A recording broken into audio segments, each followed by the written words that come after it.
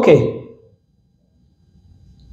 Another strategy is transfer of assets.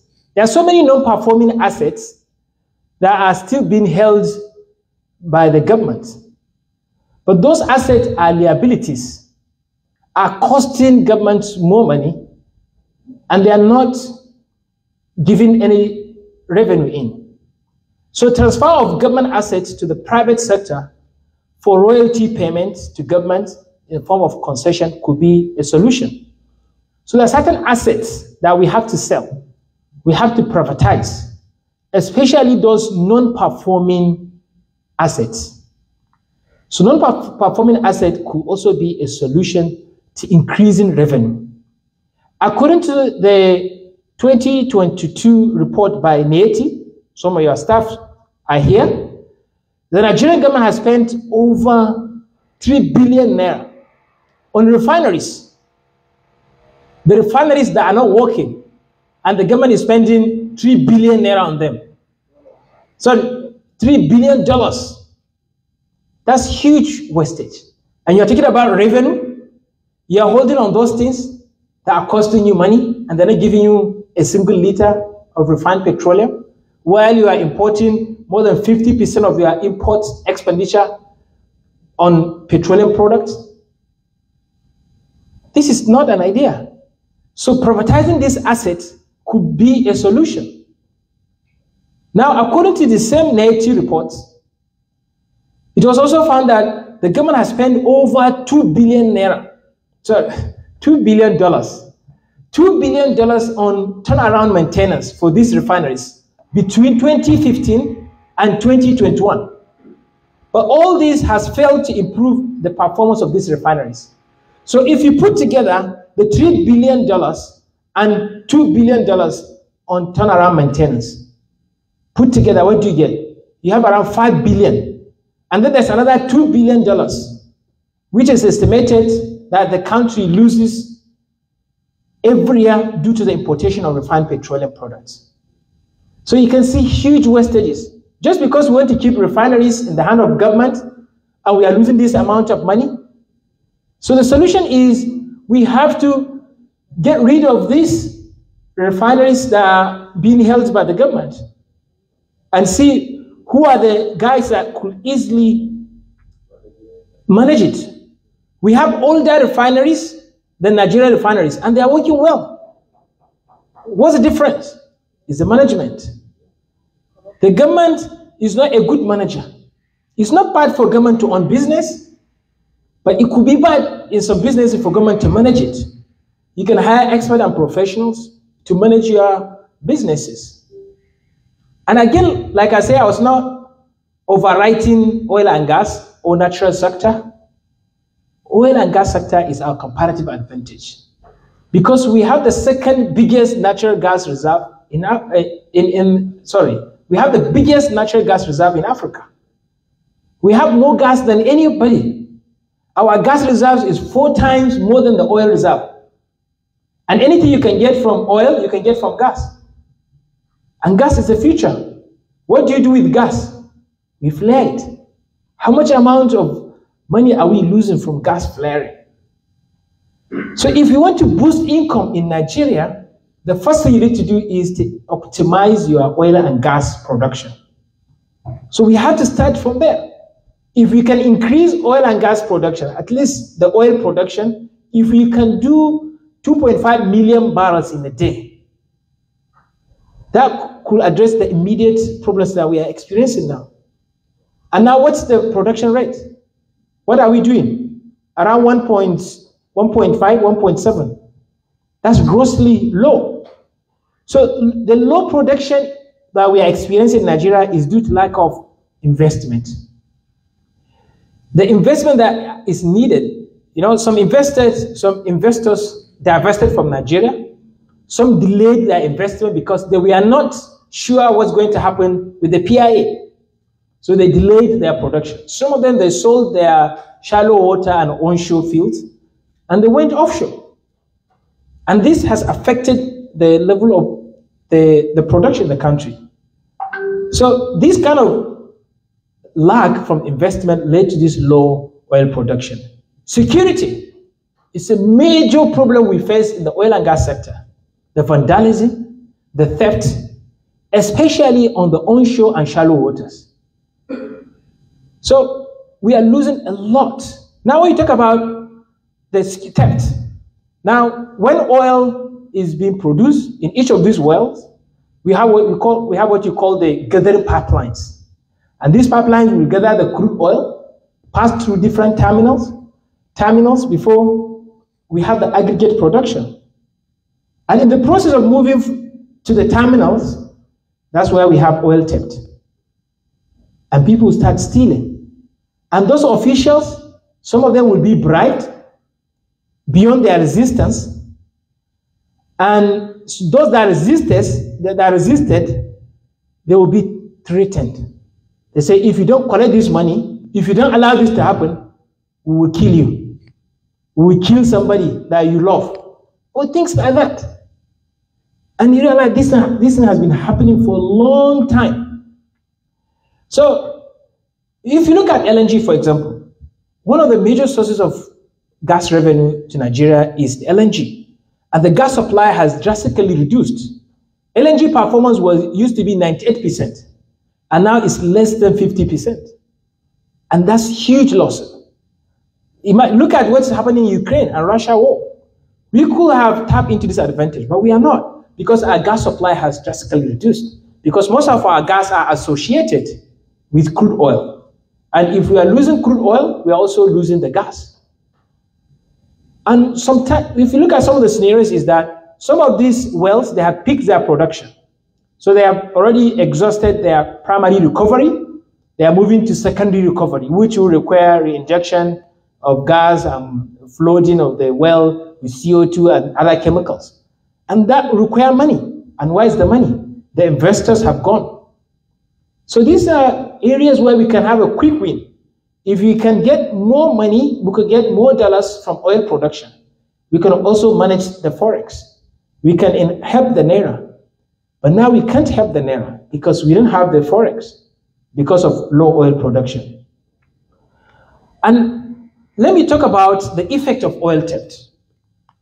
According to a report I read this morning, there is this Trans-Niger pipeline, which is around 180-kilometer pipeline. TMP, right? And the report said this pipeline has been vandalized 400 times. Or, according to, if I understood the report, it said 400 places have been vandalized. That is to say, in every 1 kilometer, the pipeline has been vandalized. And it's one of the biggest supplier of crude oil in the Niger Delta. And it's been vandalized. And then the president is saying there's another Tanzania or something like a private security company that has been hired to protect the pipeline. And this company has not done the job because this pipeline continuously being vandalized. And anytime you vandalize the pipeline, the pressure in the pipeline drops. And if the pressure drops, no quantity. You have to shut down to avoid polluting the environment. Because you vandalize this pipeline, and will you keep pumping more crude oil into the pipeline? Because you're going to pollute the environment. Sometimes you'll be forced to shut down. And shutting down the wells could be very expensive. And businesses don't want expenses. And that's why most of these companies, they'll close businesses on the onshore and shallow waters. Sometimes to bring back the well to its previous condition could be very difficult, if possible at all. Sometimes some of the wells, anytime you vandalize any pipeline, some wells have to be given up because they have been producing and they already reached their secondary recovery. And if you shut down or reduces the pressure, the oil will go back and sit back in the reservoir. And you cannot bring it up again. So you have to give up because of this. And never go back to the previous level, even if you are able to revive the well. Even if you are able to revive the production, you can never go back to where you were. For example, in Russia, even if they have to make a decision to reduce their production, they will not stop or reduce the production. They will rather produce and keep. Because anytime Russia stops or shut down their wells, those wells are gone forever. So they cannot afford to do that. So in Nigeria, we have similar wells that when you shut them down, you can never revive them. So that's huge waste. It's in the Saudi Arabia where they have higher flexibility in their pressure management. Their pressure can drop and they can still increase their production. So I talk about Saudi Arabia for flexibility. So imagine this happen continuously. Pipeline vandalism, pressure drop, and then production stops and wells shut down, and you are losing a lot of potential. Imagine someone just stealing 500 barrels of crude oil from a well that can produce 5,000 barrels a day. And because of that stealing of just 500 barrels, we are now losing a well of 5,000 barrels a day. What a waste. And we are not doing anything about it. If there's any emergency in Nigeria, it's the oil theft, oil vandalism, and lack of optimizing the oil and gas production. That's the easiest thing any administration could do to quickly fix Nigeria's problem. Because you have to have a certain level of financial stability to implement other policies. Moving away from the natural sector, let's look at the agricultural exports. What is the value of agricultural exports for our foreign earnings? We said almost 90% of our foreign earnings come from where? Oil and gas. And now we saw what happens to oil and gas. So we have to hold agriculture as the next best alternative, as a complementary source of foreign earning.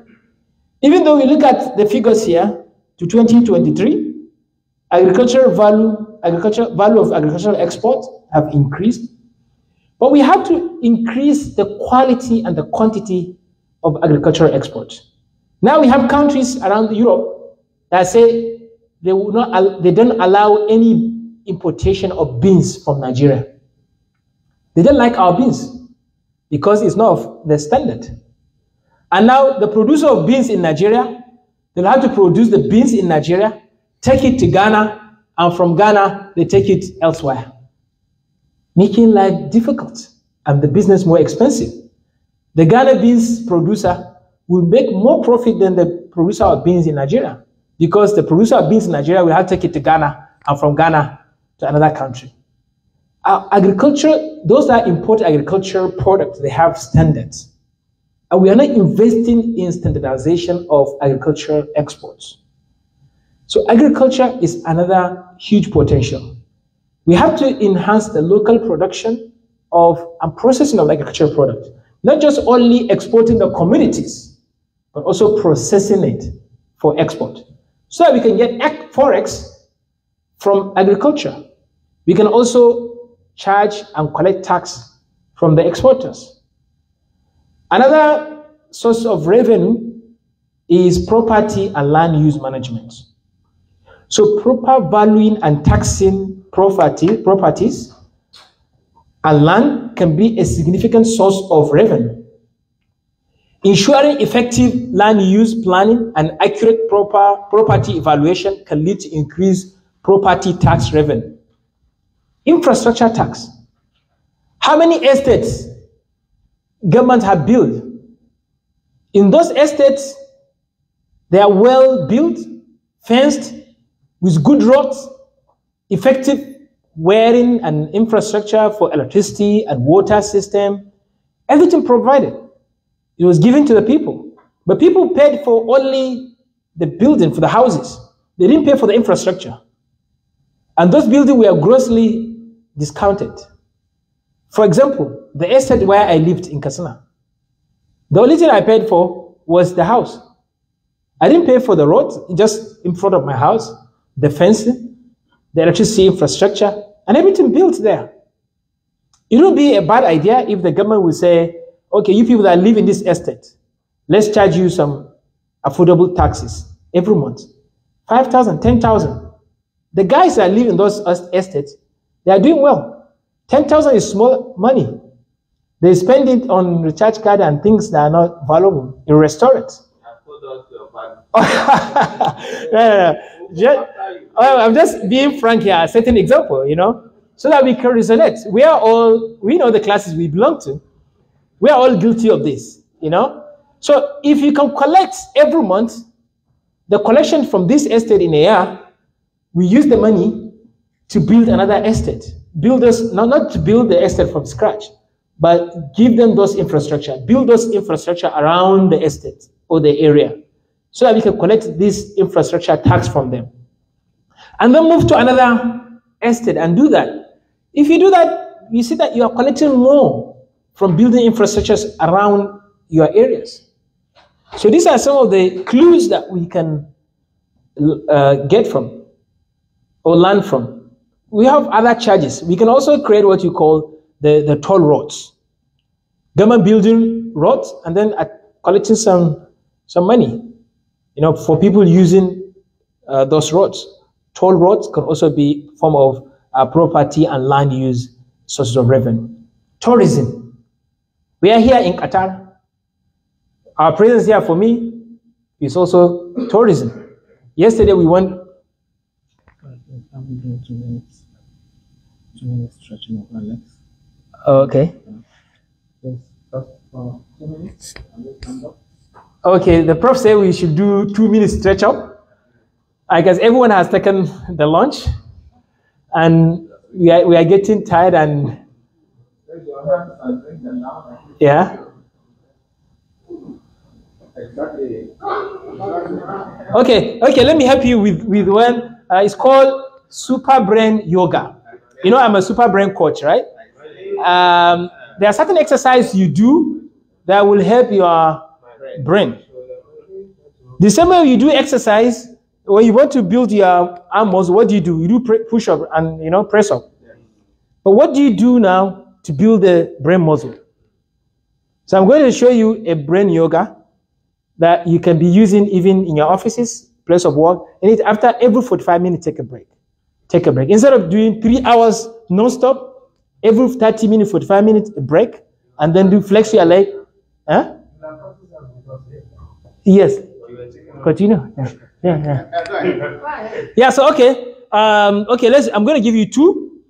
So I'm going to start with the bread. So the yoga. Okay. The crossover first. So you bring your left elbow and connect it. Left knee. Left. Okay. Yes. Exactly. The left knee connect with your right elbow, and then the opposite again. No, not like that, Prof. The opposite. The opposite. Yes. And then switch again. Switch. Opposite to opposite. Touch it. If you can touch it, just follow me. Follow me. No. If you can touch, let's make an effort. Opposite to opposite. Left knee to the right elbow. Left knee to the right elbow. Okay. Do as many.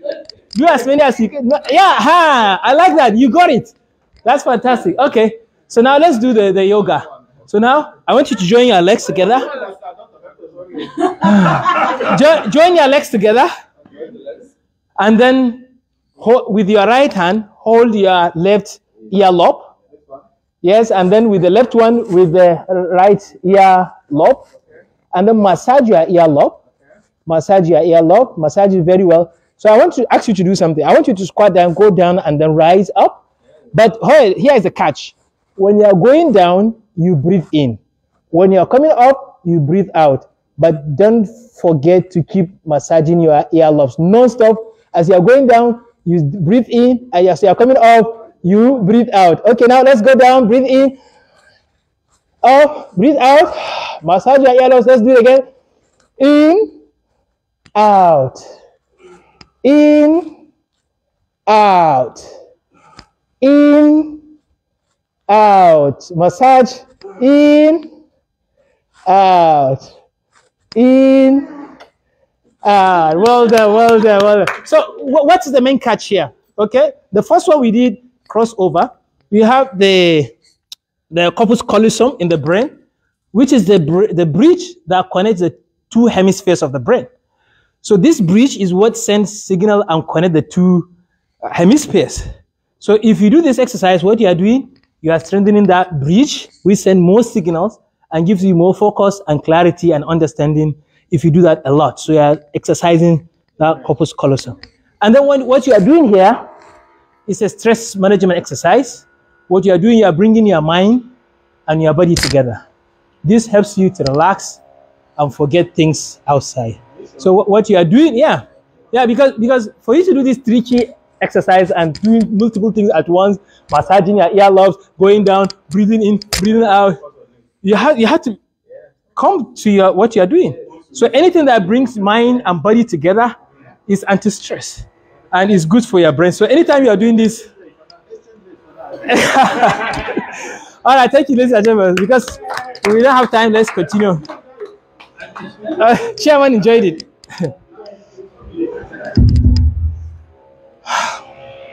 Okay, we are about to finish this one. Professor. And I can see a lot of people are now energized and active. You know, that's what happened when your lecture is after the lunch. And this is a nap zone. You know, during the nap zone, this is when process S and process C meet. You know, when you sleep, that's when process S is winning. When you are awake, process C is winning. So now during the nap zone, this is where the two processes are at equilibrium. They are fighting against each other. It's me, it's me, it's me. So now this is where you're feeling dizzy and sleepy. So one of the bad time to study or do any conference is this time. Anytime 2 to 4. It's time for you to rest and maybe you have a nap. If you have to nap, the nap should be either 15 minutes or 90 minutes. So we have a sleep class. Maybe that could be another time. Maybe you can organize a Super Brain Quest. Super Brain Quest is a 9-day program that targets building brain powers and building people's intelligence and smartness. So that people can, 9 days, but we can short it for 5 days. You guys are busy. Talk about it later. All right, let's go back to business. Strategies for boosting IGR tourism development. We are here because Qatar has built their tourism sector. We are giving them jobs. We are giving them revenue. This revenue could be coming to Nigeria. How can we attract people from other countries, at least Africans, to be coming to Nigeria? But what we have is people from Nigeria going to African countries. How can we have Europeans coming to Nigeria? Anytime someone comes from their country coming to Nigeria, they're bringing jobs and revenue to us. In 2022 alone, Africa tourism was estimated to amount to around $45 billion. $45 billion Africa got from tourism. And that's just 5% of the global receipt on tourism. The top 5 major tourism destinations in Africa are which countries? Kenya, South Africa, Gambia. Yeah, Rwanda is, but it's not top 5. Egypt, yes, is part of it. So I have the list here. We have South Africa as number 1, Morocco, yes, number 2, Kenya, number 3, Egypt, number 4, and Tanzania.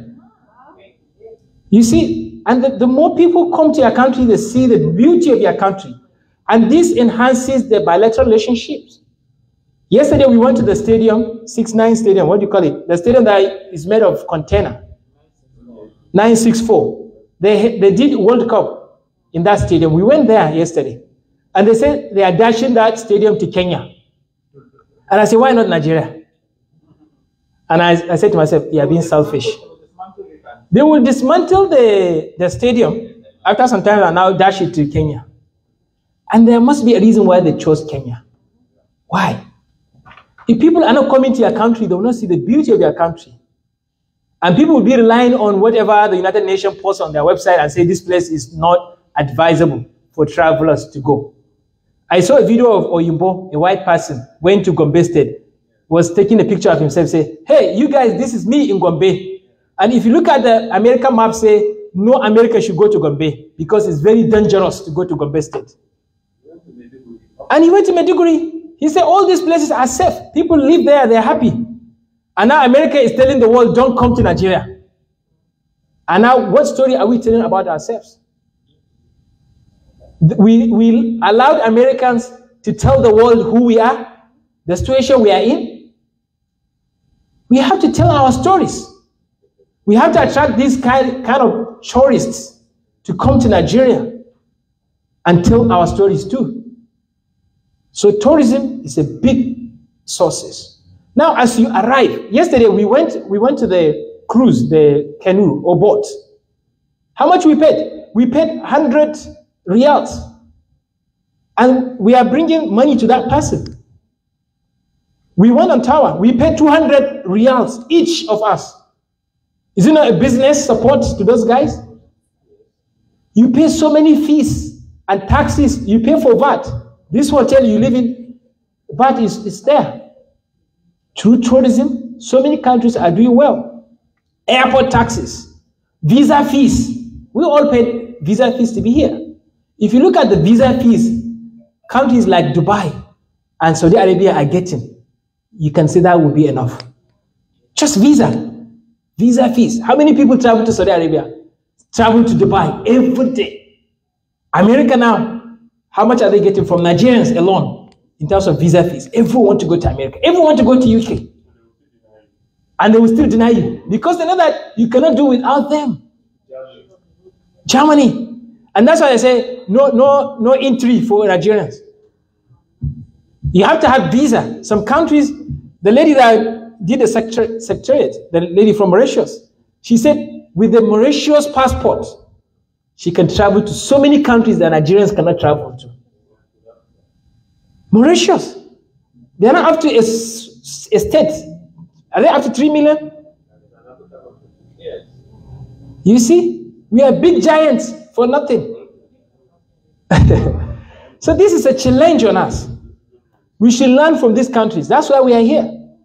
Let us challenge ourselves and go back to this country and see what can we tell our leaders and what can we do too. Because everything begins with who? You or me. With me, everyone says me, then that means everyone. Another area is solid mineral. Mineral resources could be a big option. Because if you can optimize the mining sector, it has more fortune than oil. Because gold mining could be a great option for Nigeria. We can transit from oil to gold. In the plane, I sat next to an Indian person. He said to me, brother, Nigeria, they have a lot of resources. He said, brother, you have gold. He was in Abuja mining for iron and beryllium. And he said in the process of searching, exploring for those resources, they saw gold. Plenty. And they were shocked. We are sitting on top of resources, money. Which state, please? Abuja.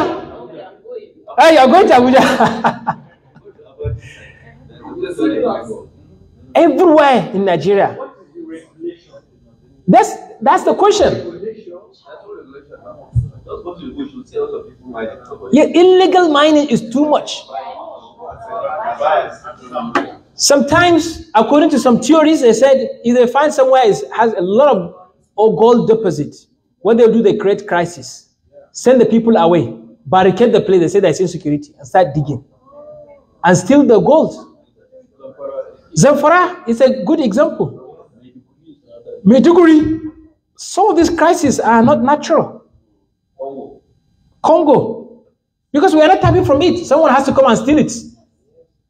If we build the regulatory institutions and laws that will govern the mining sector, the mineral sector, we'll do better. The same way we manage the oil sector, we regulate it. We should have that kind of regulatory body that will be governing the affairs of the mining sector. We can get a lot of exports, money. Nigeria, we are far richer than Qatar. if you can optimize our resources. Qatar, they only have oil and gas. Only. Look at what Prof has shown. But we have everything. We have Germany, they don't have oil. Germany doesn't have oil. Tourism and tax. That's why they make their money. You can imagine. That's why they make their money. Tourism and tax. Tourism and we want to go there. Sometimes it all comes down to leadership, which I'm going to talk about. So we need to review and update our existing laws and regulations governing the solid mineral sector. We also have to create a one-stop shop for investors to obtain the necessary permits and approvals to operate in the sector. So we should target solid mineral exports. How can we export these mineral resources so that these guys will not come and take it away illegally? So we should also have to invest in the downstream sector of the solid mineral. We should not treat solid mineral sector the same way we did with oil. We produce the crude, we sell it, and we import the refined one. Not just the raw gold. We should process them and export the final product. We have to invest in geoscience data. We have to know, where do we have this deposit? What are the estimated quantities? Where are they exactly? And then we can use that to trade, to create bilateral relationships and agreements with other countries. So we have to build capacities of Nigerians too in managing the sector. We don't have the skill force to manage the mining sector in Nigeria. The same way we did for oil, we have to do for mining sector, for the mineral resource sector. Because I remember Nigeria created PTDF to give scholarships to Nigerians, to train them in the oil and gas field and experience or disciplines, so that Nigerians can come back to Nigeria and also man and manage the oil and gas sector. So we have to also train Nigerians in the mineral resource sector. Having the resources is one thing, but do you have the people to manage this?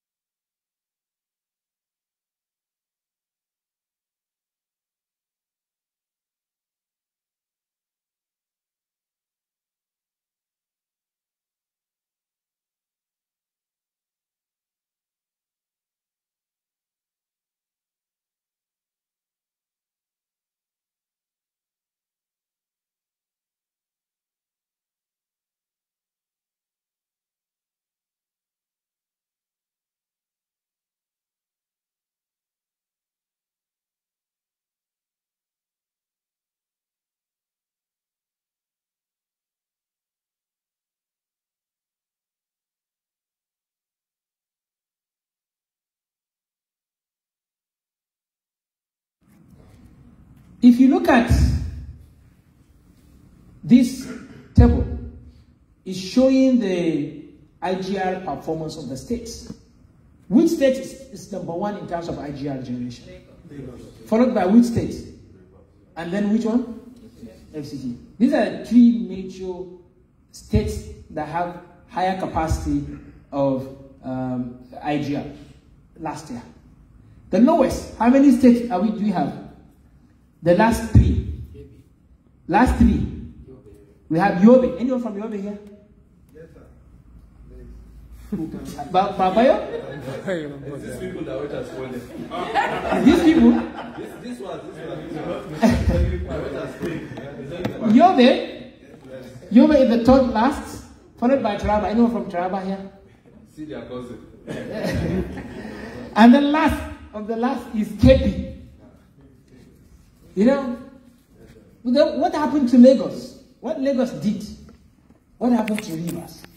What happens to FCT? What other states can learn from them? So let's look at review of these states and see what are their strategies for boosting their IGR. Now let's look at Lagos. Lagos in 2021, they raised almost 1 trillion. Look at 753 billion naira. Why? How do they do it? They have what you call the multiple revenue streams.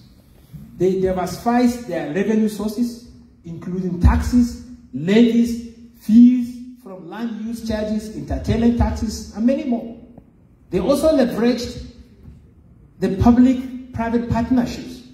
The Lagos partners with the private sector for revenue-generating ventures like toll roads, waste management, transport services.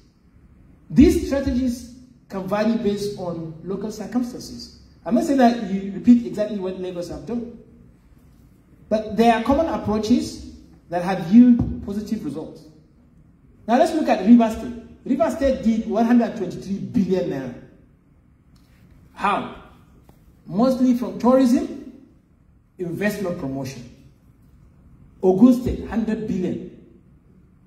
The state has embraced technology for tax administration and collection. And that's why they're able to get more revenue. So you don't have to have a lot of commercial activities like Lagos, but you can learn from Ogun State. Enhance the efficiency of your tax system. Agricultural value chain. Most states that don't have big buildings and big corporations or big companies residing in their states, if you realize that they have potential in agriculture and other minerals, especially the value chain. You look at Kaduna, it's one of the best examples, especially for northern states.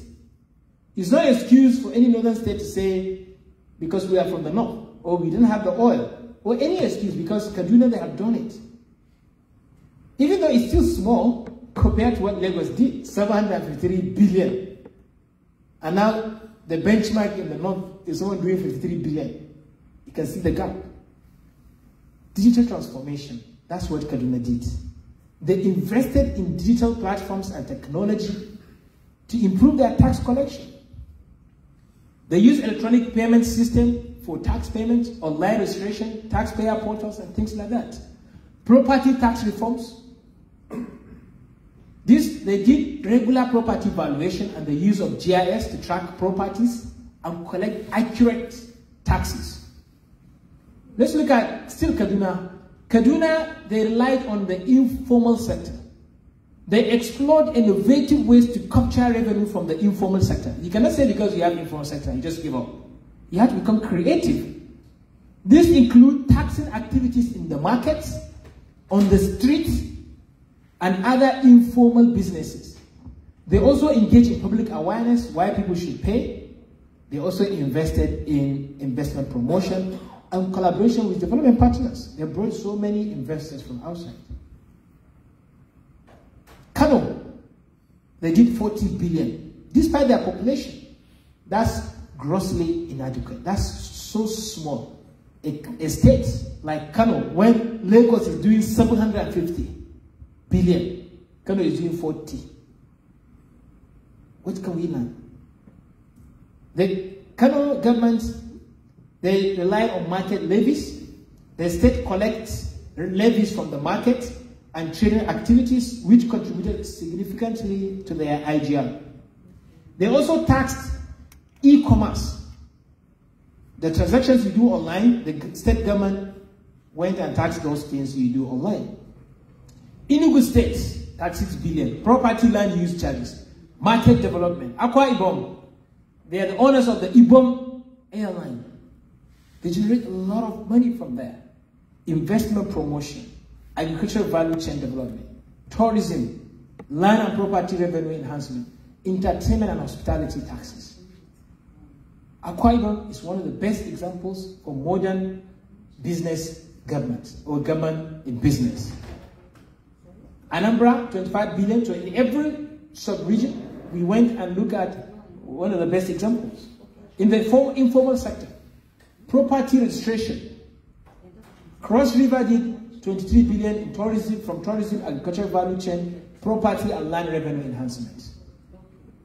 Entertainment and hospitality taxes, technology automation.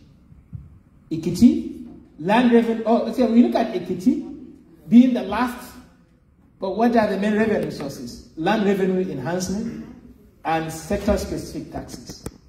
They were able to generate 17 billion. Now let's go out of Nigeria and look at other countries. Since we're in the Middle East, let's look at Saudi Arabia. Saudi Arabia, they have one of the largest oil and gas reserves. One of the top 3 oil producers in the world. But they're now investing in the future. The future, of course, it's not oil for them. They're investing in tourism. They're buying footballers, attracting the whole world. Recently this week, all the world investors are, I don't know whether they've left, they're now in Saudi Arabia, thinking of how to invest. The future is, like you can even say, is Saudi Arabia, because of what they're investing. The attraction, the global attraction is now going towards Saudi Arabia. What are we doing? These countries have moved past the oil. We are still thinking of how to maximize the oil. You can imagine. And let's look at Qatar as an example. Qatar is doing 85% revenue from oil and gas. Petrochemicals, they have the biggest GTL plant in the world. They are getting 10% of their revenue. Tourism, 5%. And I want you to watch out on this 5%.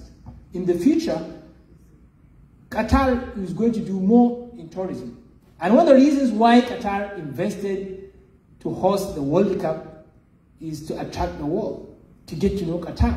Perhaps it's not because of World Cup, wouldn't be here. In this hotel was launched during the World Cup, just before the World Cup. And you know which country resided here? Which country? The FIFA World Cup. South Korea was homed here. South Korea national team, we are the first people that slept in this hotel. And this hotel was built just for the World Cup. And what next? Are they going to demolish it? No, because World Cup is the beginning of the future. They wanted to use World Cup to attract the world attention. If not because of that, I doubt it will be here. Dubai is closing their borders against Nigerians. It's also giving opportunity for Qatar to receive more. Now we are here. Someone was calling me, how can we bring our people to Qatar? Say, okay, talk to me. Someone from there, you guys want to come back again. And from there, one will bring 10. 10 bring 10, 10, 10, 10. You see, that's how you build from small step. We are talking about Qatar having only 300 nationals, 300,000 locals, 350,000 people. But they are now accommodating 2.2 million more people. 2.2 million people are in Qatar, not just because they are from Qatar, but to create money, to make business. And this business is coming as a benefit to the Qatar government. They have more money. And every Qatari you see here is rich. And that's why they have to bring people to do what they will not do because they are rich guys. They don't work. The only thing they do, their own people that they don't do in the immigration, because they have to control who comes in the country. Security and other things, they are the leaders making decisions. They control the country, they are the minority. Imagine there's going to be election in Qatar. They will be overtaken from them. But there will never be election. So it is not democracy that will give you the good leadership. You may do well with a single leader that has the right vision for a long time. But in Nigeria, we worry about who becomes the president. We don't care about what they do. As long as it's from my side, okay, I'm happy. So we think of our ethnicity, ourselves first, before we think of the country. But in Qatar, one leader, one nation, till you die. Because whatever happened to this country is on your face. Because you are the only one we know. So you become responsible. Look at Libya, what happened. Gaddafi owned the country. He felt whatever happened to Libya is my responsibility. It's my house. I have to fix it. All right, so, and before we end, I left the biggest strategy to the end. The biggest strategy for boosting IGL, guess what? The right leadership. The right leadership. The reason why I put the leaderships in plural, so that we don't think of one person and say, that's the leadership. Like the story of the person that said, go and check this coffin and see the dead body of the person that has been causing problem to us. And everyone went to check in that coffin. What they saw was what? Reflection of themselves. Not what was in that coffin, it was a mirror. And everyone that looked in to see who was responsible, and they surprisingly saw themselves. We are all leaders. The right leadership. We have to learn from business. It's not about the amount of money you have, but how you manage it. Learn from General Motors example. Learn from Lehman Brothers Holding Company. The General Motors was worth 150 billion naira. While the Lehman Brothers, they were worth $60 billion, but they all went bankrupt. It's not about resources you have, but how you manage them.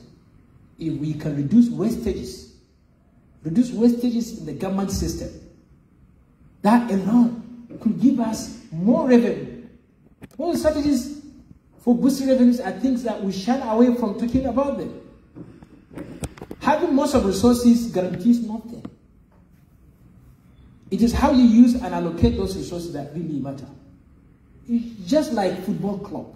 It's not about the quality of the players you have, but how you manage them. How many clubs with the biggest names of players, but they could not win Champions League? Look at PSG, with all the Neymar, with all the Messi, with all the Mbappes, and they could not win Champions League. It's not about this. Look at Chelsea. So many big clubs with big resources, but they cannot win. So if you can have leadership, that will lead to more taxes. People will trust in the government and want to contribute more in the government. However, our limitations to the right leadership in Nigeria, especially political leadership, is expensive politics. When people are spending billions to get to power, what do you expect? Leadership should be easy and simple, if not free, for people to get to the position, just to serve people. For you to be a governor, you have to spend 20 billion or 50 billion naira. And you say you want to help people? You already have your 50 billion or 20 billion and you want to spend it to get to office. If you have 20 billion, spend 10 billion out of it and see what impact can you make in your state. Just build a factory. Invest. If you put together the money people spend in the election, including those that won and those that have not won the elections, it's more than 5 trillion. In one election, another 4 years we spend again and again, a country of election. And then, when I say individualism, it's a system where everyone is thinking of themselves. What works for me? I don't care what works for my neighbor, next person, or the country. I only think of myself. And that's why I call it individualism. And no strategy will ever work under the system of individualism. When everyone is thinking of their survival, no way out. At the end, I will give you some specific strategies for boosting revenue, quick, in just 2 minutes. But before that 2 minutes, I will show you an example of a right leadership. A right leadership that transformed the country. A leader that we can learn from. And I want you to bring out your notes and jot down some of the experiences that we can learn from this leader. And then during our discussions, I want you to specifically pinpoint what you learned from this video and what are the major traits that made this leader great. So I will show you 2 videos, very quick, short videos, and then I will do the final conclusion, giving you some of these specific strategies for boosting revenue. So if we are ready, I will introduce the video now. It is done by Nas Daily so that we can learn from this one. So get your notes ready and jot down the major lessons from this video. Here we go. Nobody likes politicians, but there is Okay, let me take it again. politicians. Nobody likes politicians, but there is one politician that I love. He is my favorite politician in the world, and you should know him. Right now, he's not a president. He's not a prime minister. Unfortunately, he was the founder of a country, and in 50 years, he made that country go from poor to rich. This is the incredible story of Lee Kuan Yew from Singapore. This is my country. This is my life. This is my life. Lee Kuan Yew was the first prime minister of Singapore. He had this job for 31 years, and he was famous for being strict. Whoever governs Singapore must have that iron in him, or give it up. This is not a game of cards. This is your life and mine. He, my favorite politician, because he doesn't try to please people. He does what he believes is right. Take corruption, for example. He knew corruption could kill a country. 一旦给人家收买，你的政治命运就完了。 In the rest of the world, politicians are paid so little and have so much power. So what do? They become corrupt and they steal money to make themselves rich. And that's why Lee Kuan Yew did the opposite. He legally paid Singapore politicians the highest salaries in the world, $1 million a year. This way, the best country, and make sure they help the country, not steal from it. Be realistic, get honest men, pay them adequately as near market what they are earning as possible. That's why Singapore is the least corrupt country in Asia. Most people do not agree with this radical idea. We should not pay politicians $1 million. But you know what? Lee Kuan Yew did it, and he was right. He was also right about diversity. Lastly, we got to work with each other. No group cannot best the other. We work together. He knew that diversity can cause problems. In places like London, black people live here, white people live here, and Muslim people live here. This segregation is why we have racism, hate, and social unrest. You had another idea. Force people of different backgrounds to live next to each other. In Singapore, every government housing by law has to have up to 10% Indians, or 84% Chinese, or 22% Malay. This way, people are forced to become neighbors, become friends, become human to each other. The neighbors were Chinese. And the children have got to know them, go up and down the same lifts, go to the same schools. So it's a level playing. No other country would do this. Making houses based on race? Very unpopular. But Lee Kuan Yew did it. And you know what? It worked. Now, Singapore is one of the most stable countries in the world.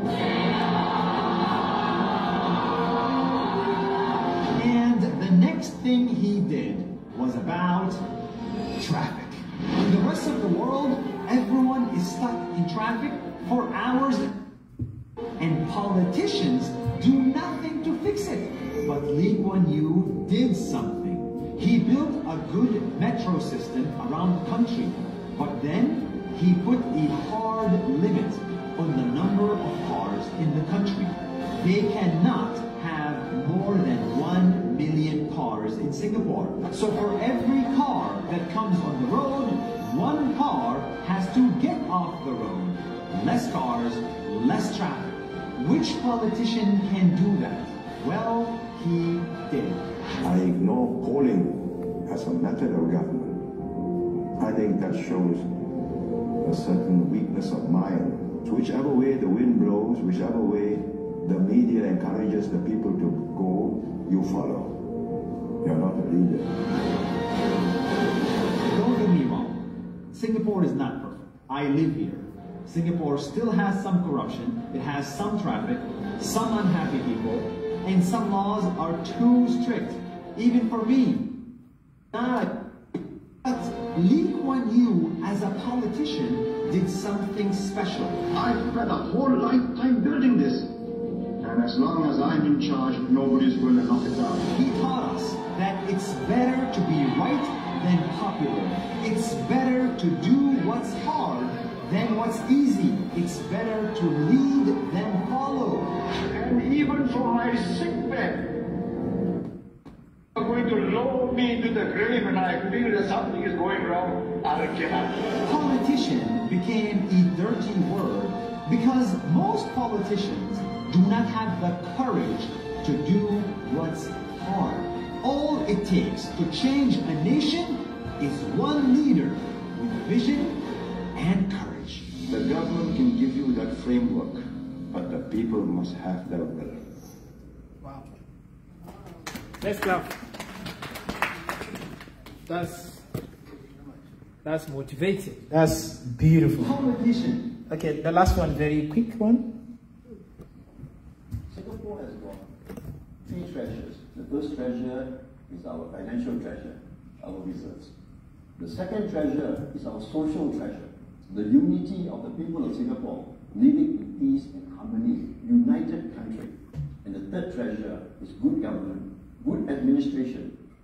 Because people all over the world, investors, they want to put money into Singapore, invest in factories because they admire good administration. So the president has the responsibility of protecting these three treasures: our financial treasure, our social treasure, and the treasure of an honest and capable public service and government.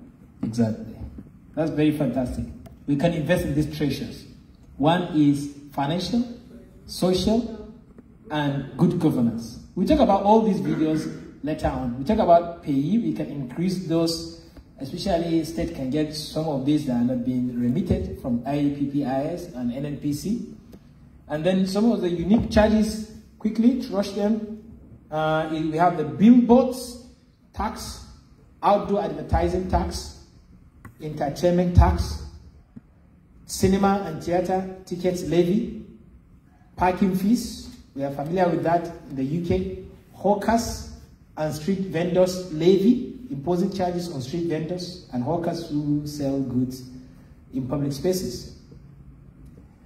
And waste management levy, hotel occupancy tax, event centers and facilitating tax, usage charges for recreational facilities, transportation fees, telecommunication infrastructure tax, e-commerce and digital service tax, naming rights and sponsorship levy, professional license fees, like professor should be charged for his professional services, Yeah, exactly. I think we should pay tax, right?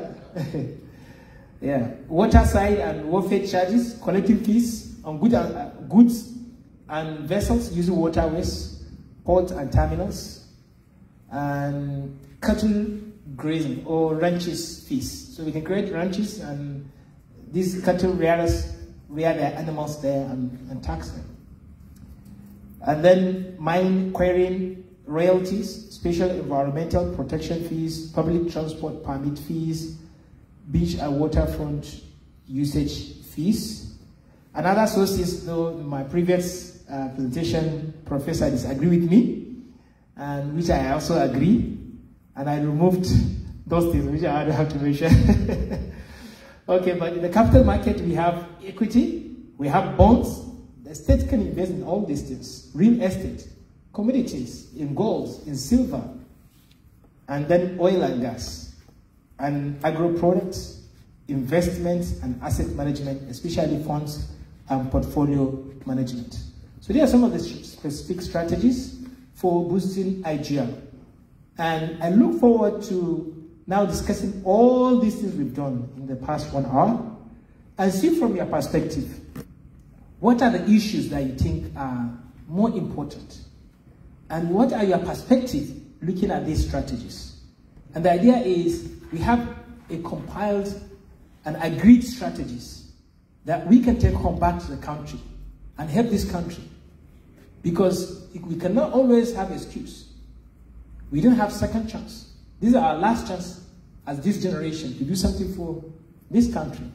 So it can start from small meeting like this. So now let's have this kind of robust conversation, because you are all technocrats. You know this, you have experience from your areas of work.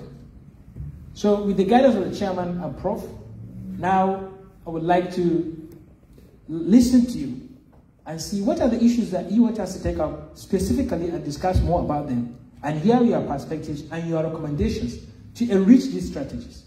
Because this is not final until you put your own valuable input. Thank you so much, and God bless you. Please, that's a round of applause. It's not befitting of